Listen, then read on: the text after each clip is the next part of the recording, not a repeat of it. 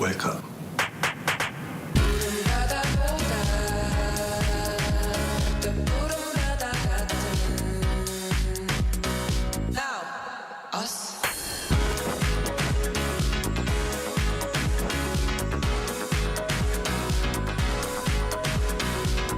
엄청난 에너지를 춤으로 뿜어내는 나라. 감당할 수 있겠니? Coming up on Arirang News. North Korea fired several cruise missiles off its west coast this morning for the fourth time in less than 2 weeks.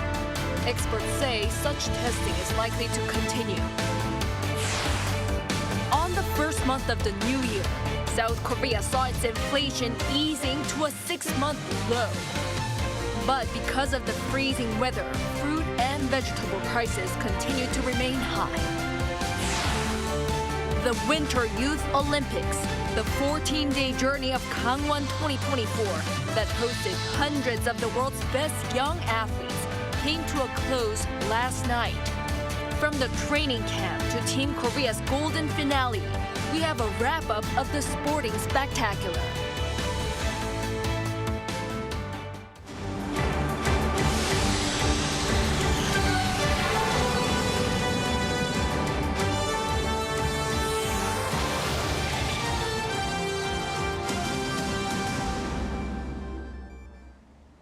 Good evening. It's 9 p.m. here in Seoul. Thank you for joining us on Arirang News. We start with yet another launch of missiles by North Korea. Pyongyang has fired a number of cruise missiles off its west coast this morning for the fourth time in less than 2 weeks as it expands its lineup of new weapons system. Our Peunji has our top story. North Korea has once again fired cruise missiles toward waters off its west coast. South Korea's Joint Chiefs of Staff says it detected the launch of several cruise missiles into the West Sea at around 11 a.m. on Friday.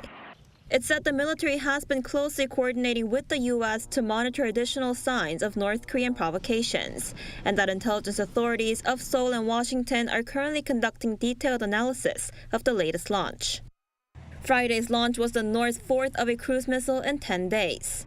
On January 24th, it fired its new strategic cruise missile, the Bulhwasar 3-31, which means fire arrow in Korean.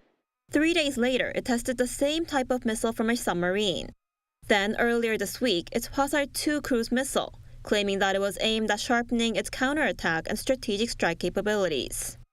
Cruise missiles are designed to fly at a low altitude, making them harder to detect and intercept. A retired submarine captain and the head of a submarine research institute says the recent series of cruise missile launches come as the regime sees this type of missile as an effective weapon system to pose a threat to South Korea.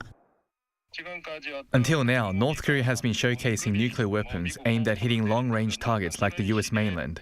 But now it's trying to show off measures that can directly strike South Korea, and cruise missiles are a highly suitable type of weapon system to achieve this. He added that in order for newly developed missiles to be ready for deployment, various tests need to be conducted intensively, and said such testing will likely continue for the time being. Peunji, Arirang News. U.S. Navy Admiral Samuel Paparo has warned of significant strategic and military risks linked to a potential conflict on the Korean Peninsula. That's according to his written response to the Senate Armed Services Committee on Thursday local time. The nominee for U.S. Indo-Pacific Command Chief highlighted the continued advancements made by North Korea in its conventional and strategic military capabilities. He also spoke of the need to improve Washington's deterrence against North Korean threats by increasing the allocation of airborne intelligence, surveillance, and reconnaissance assets. South Korea and the U.S. have completed their first joint special operations exercise of this year, coming at a crucial time. Our Kim Jong-sil has the report. You're looking at members of the South Korean and U.S. Special Forces communicating with each other during a combined drill. As part of this year's first joint special operations drills, Special Forces units from South Korea and the U.S. deployed to the Rodriguez Live Fire Complex in Pocheon, Gyeonggi-do Province. For 2 weeks, they underwent intensive physical training, shooting practice, and providing first aid during combat situations. South Korea's 3rd Special Forces Brigade and the 1st Special Forces Group from the U.S., commonly known as the Green Berets, took part in the training. The U.S. 1st Special Forces Group is one of 7 U.S. Army Special Forces units that contribute to a unified deterrence posture in the Indo-Pacific region. Its soldiers also have expertise in guerrilla warfare. The drills were part of efforts to master combined operational procedures while reinforcing individual combat capability. I was able to compare and experience the various weapons and combat methods of South Korea and the U.S. Special Forces. I want to become a strong Special Forces member who can complete the mission anytime. Our time here in Korea has been fantastic. We've just been trying to get after a lot of training with our Korean partners and trying to build that interoperability that we all strive for. The South Korean Army Special Warfare Command said it will closely analyze the results of the exercise to improve its combined special operations capabilities for the future. The command doesn't always inform the public of the details of joint special operations exercises with the U.S. The disclosure this time may have been an attempt to demonstrate its strong commitment to deter North Korea, which has recently escalated its military provocations. Kim Jong-sil, Arirang News. Moving on, the U.S. has approved plans to strike Iranian targets in Syria and Iraq. Officials say the strikes will take place over several days in retaliation for the deadly drone attack that killed 3 U.S. troops.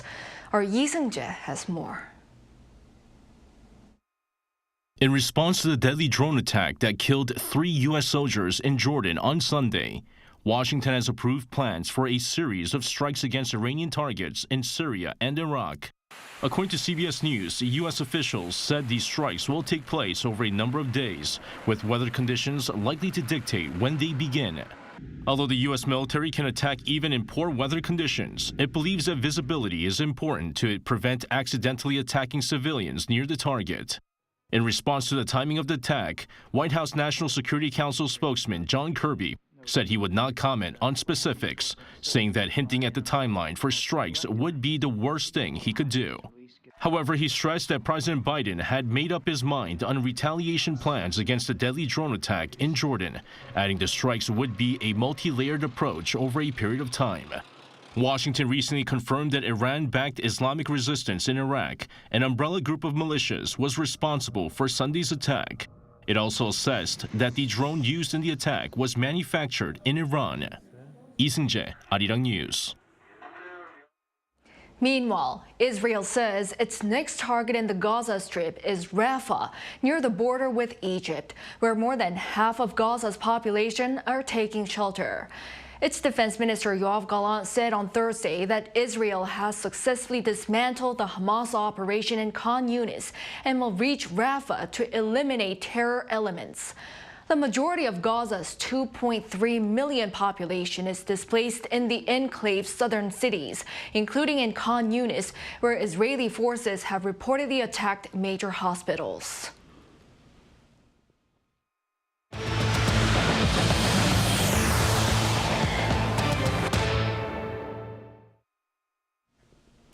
On the local economic front, in January, South Korea saw its inflation easing to a 6-month low.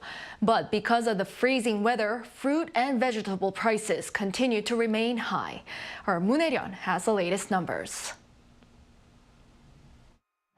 Inflation in South Korea eased back into the 2% range for the first time in 6 months, despite soaring prices of fresh produce. Data from Statistics Korea released on Friday show that the country's consumer price index, a key gauge of inflation, rose 2.8% in January compared to the same month the year before. It's the 3rd month in a row that year-on-year growth of CPI has seen a decline. Figures saw a rise after dropping to 2.4% in July and then began to ease after hitting 3.8% in October. Core inflation, excluding volatile food and energy prices, came to 2.5%, while the index measuring 144 daily necessities rose 3.4%. Prices of fresh produce have continued to climb due to poor weather conditions throughout the latter half of last year, with the rise in prices for agricultural goods remaining in the 15% range for 2 months straight. Fruit prices in particular saw the largest hike at just under 27%, with the government pledging last month to tackle climbing costs by removing or lowering tariffs for 21 different types of fruit. With the upcoming national holidays, Seoll날 or Lunar New Year, Finance Minister Choi Sang-mok announced further measures for the holiday season during an emergency economic meeting on Friday. We will invest an additional 10 billion Korean won to stabilize prices of expensive fruits such as apples and pears, and prepare for possible supply instability by increasing cultivation of apples and pears by 8,000 tons this year. Transport costs, however, fell by 0.3% compared to January 2023, continuing the trend of on-year decline since November last year. With the introduction of the climate card last weekend, which allows limitless public transport access in the capital Seoul, and plans to implement another type of public transport discount card called the K-Pass in May, the government hopes to lower transport fees even further. Moon Hae-ryun, Arirang News. To stabilize the falling prices of rice, the government aims to purchase some 50,000 tons from its private supply and use it for global food assistance. The ruling People Power Party's chief policymaker Yoo Il-dong said on Friday that this is in addition to the 50,000 tons announced last year. This as people in Korea consume less rice compared to before. The government plans to use drones and AI to make more accurate predictions when it comes to rice production and offer farmers incentives for raising other types of grains. The South Korean government plans to boost the country's hydrogen industry by improving related regulations. Included in the plans is increasing the number of hydrogen fueling stations in urban areas. Our business correspondent Shin Ha-young reports. More hydrogen fueling stations will be established in urban areas of South Korea. That's according to plans announced during an emergency economic meeting hosted by Finance Minister Choi Sang-mok on Friday. The government aims to boost the hydrogen industry by improving related regulations. The government will improve regulations in key areas, including hydrogen production facilities and distance rules for hydrogen fueling stations, to boost the country's hydrogen industry. Under current regulations, hydrogen fueling stations are required to maintain a distance of 12 to 32 meters from places like residential areas and stores for safety reasons. The government plans to ease this restriction by allowing stations to be built in urban areas with the condition that protective walls are built. With this change, it aims to increase the number of hydrogen fueling stations from 192 in 2023 to 458 by 2030. It said it will also ease rules regarding liquid hydrogen. Currently, businesses are not allowed to operate both LPG stations and liquid hydrogen stations together, but this may change later this year with the implementation of new safety standards. Meanwhile, during the meeting on Friday, the Ministry of Agriculture, Food and Rural Affairs announced plans to double the size of the Korean food industry. Considering the growing global demand for Korean cuisine, it aims to increase the number of Korean restaurants abroad to 15,000 by 2027. To achieve these goals, the ministry plans to enhance the expertise of Korean food professionals. The government will also digitize 100 Korean recipes and offer a variety of content, including traditional liquor and food pairings. With these plans, the ministry aims to boost the industry from a valuation of 152 trillion Korean won in 2021 to 300 trillion won, or around $226 billion by 2027. Shin Ha-young, Arirang News. To sports now. The South Korean national football team will play Australia in the Asian Cup quarterfinals on Friday in Qatar.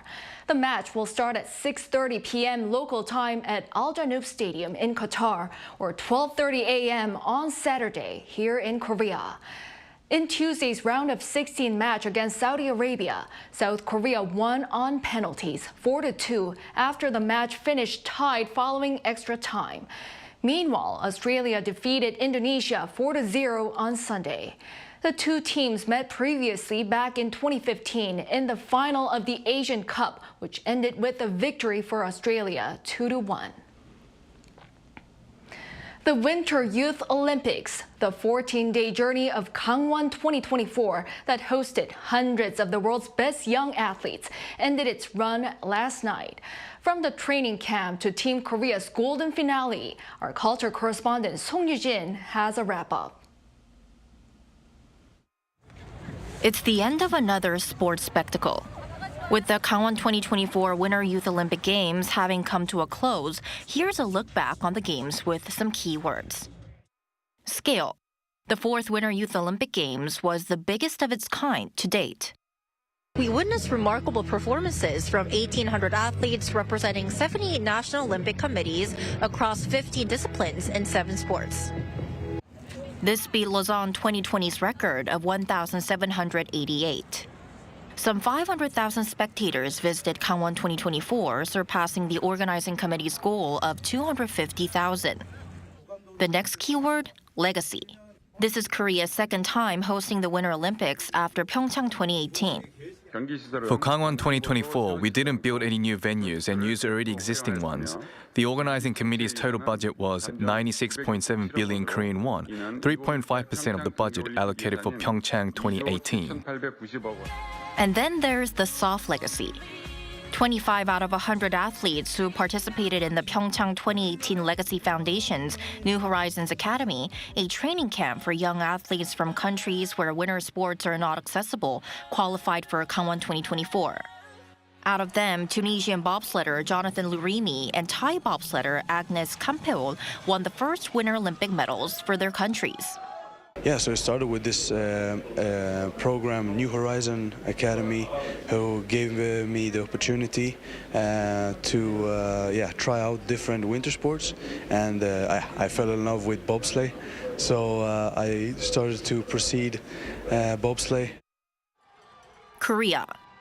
Team Korea won a total of 7 gold, 6 silver, and 4 bronze at the Games. So Jae-hwan became the first Asian bobsledder to win gold at the Youth Olympics.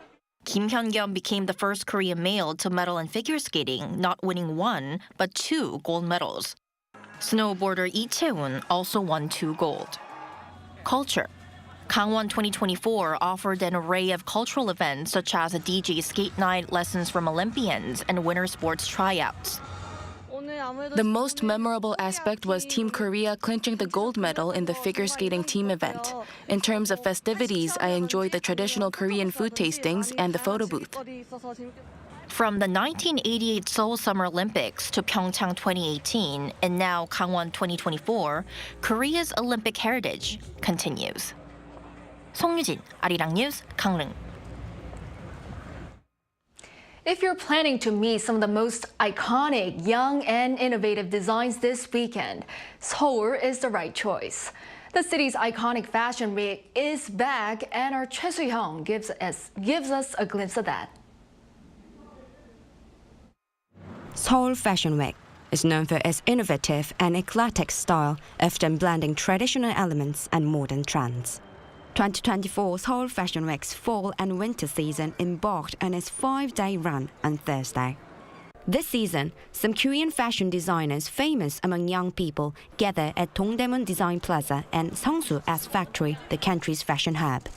Like the previous seasons, the venue is being held earlier than usual to grab the attention of the world's fashion media. For this year's autumn and winter collection, Seoul Fashion Week takes place 6 weeks earlier than the Big Four, New York, Paris, Milan, and London. A total of 21 runway shows are scheduled, 15 at DDP and 6 at S Factory. The week kicked off with designer Park So-young's brand July Column, which has become a popular label in Korea. July Column is very much a new generation, and Park So-young is the only designer in Korea with such craftsmanship. I was impressed with the diverse mix and match of knit, layered patterns, and meticulous detailing.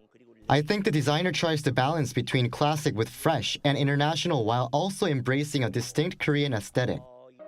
During the show, the world-renowned South Korean soprano singer Park Hae-sang took the runway to perform her newly released song. Nowadays, the world really can't ignore K-beauty and fashion. I think we have the power to lead, and this stage was so unique due to a collaboration with the opera singer. It was touching and truly impressive. In particular, this season aims to increase the participation of young generation brands with high potential for global growth. And so, the Seoul Metropolitan Government, the host of this event, has invited 68 domestic brands to take part. Moreover, celebrating its 23rd year, various events allow visitors to have a memorable experience. A massive 12-meter-long graffiti wall welcomes attendees in front of TDP Square.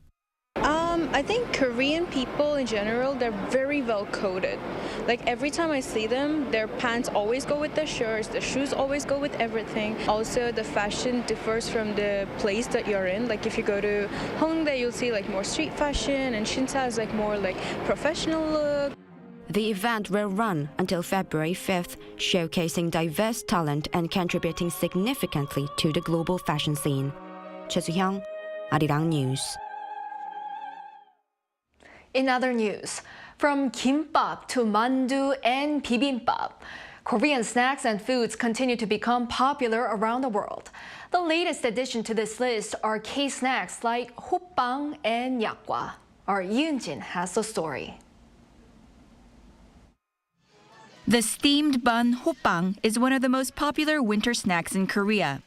Its growing popularity has led to more flavors being added to what used to be just the plain bun with sweet red bean paste filling.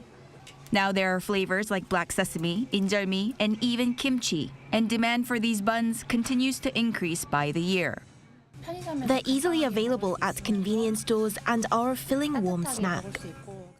The Hoppang was thought to be a popular snack just in Korea. But when it was showcased at last year's Anuga Food Tech, a global food expo in Germany, buyers were busy giving the colorful buns a taste. Very good. Amazing tasting. You have another one? Only one? Why? One of the major food companies that produce Hoppang said that exports increased by 50% last year compared to the previous year to 25 different countries, including the United States, Europe, and Southeast Asian countries. This has also been the case for another Korean dessert called yakgwa. Even among people in Korea, there's been a wave of increasing demand for these traditional cookies in recent years. But that has now spread globally. Dubbed the Korean macaron, the popularity of its traditional cut and chewy texture has led to an increase of 40% in exports last year. Some 7,000 buyers have stopped by with positive feedback. It was an important platform to popularize K-desserts. Hallyu played a role in making the yakgwa known to the global market, but it was also the handmade traditional yakgwa specialty shops. Yakgwa that are crafted like pieces of artwork became popular on social media, attracting up to 40 to 50 foreign tourists in a single day. I really wanted to try the yakgwa cookie that's popular in Korea. The ones at this store looked so delicious and pretty. Some of these traditional Korean snacks and desserts that were believed to be unique for Korean taste buds are now attracting a wider global market as more people enjoy the taste of Korea. Yoon-jin, Arirang News.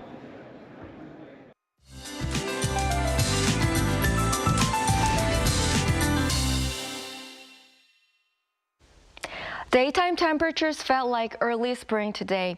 It rose to 6 degrees Celsius in Seoul, even in the middle of the day, exceeding the previous year's temperature by 3 degrees.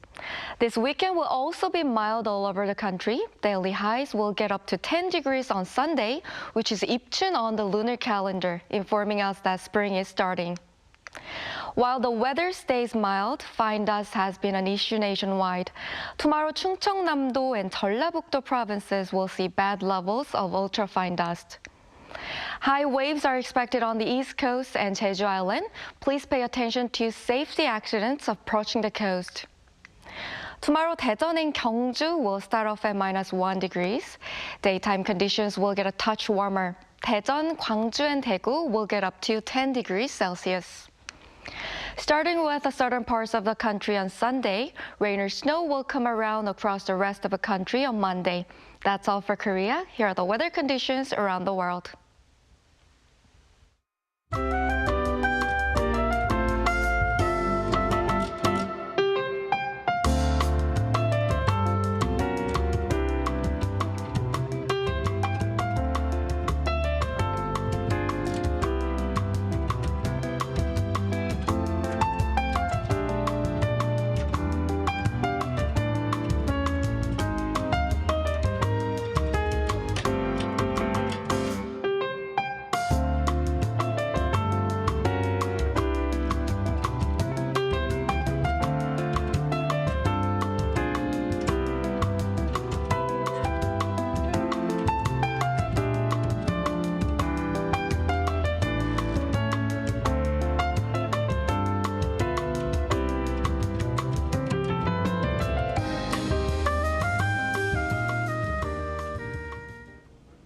Well, that is all for this newscast. Thank you for watching. We'll be back at 10 p.m. with the AI headline news. Hope everyone has a great weekend and a good night.